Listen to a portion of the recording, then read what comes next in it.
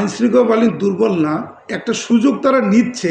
আমাদেরও আভিযানিক পদ্ধতিগুলোতে চেঞ্জ আনছি যাতে করে তারা খুব বেশি আর সুবিধা করতে না পারে।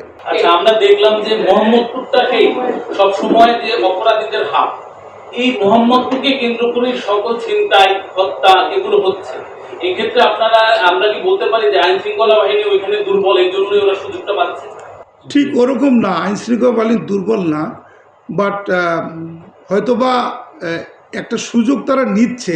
আমরা আমাদের প্রতিনিয়ত আমাদের আভিযানিক টেকনিকগুলো চেঞ্জ করছি যাতে করে এই যে কালকে 6 জনকে আমরা দ্রুততম সময় ধরলাম, এর মানে হচ্ছে যে আমরা আমাদেরও আভিযানিক পদ্ধতিগুলোতে চেঞ্জ আনছি যাতে করে তারা খুব বেশি আর সুবিধা করতে না পারে।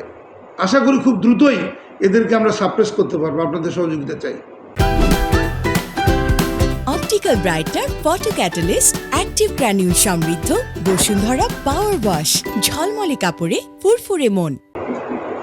সেটা হচ্ছে যে এই ধরনের সন্ত্রাসীরা বা এই কিশোর গ্যাংগুলো দেখা যাচ্ছে বিগত আমরা দেখেছি যে রাজনৈতিক ছত্রছায়া ছিল। অনেক সময় এলাকার কাউন্সিলর, এমপি থেকে শুরু করে উচ্চতর বা উপর পর্যায়ে থেকে তাদেরকে শেল্টার দেওয়া হয় বা তাদের কৃষক হিসেবে এদেরকে কাজে লাগানো হয়।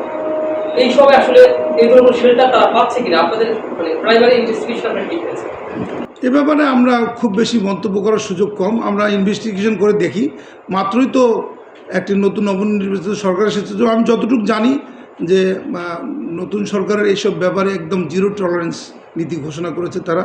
এভাবে বোধহয় সুযোগ কম, ছত্রছায়া পাওয়ার সুযোগ কম।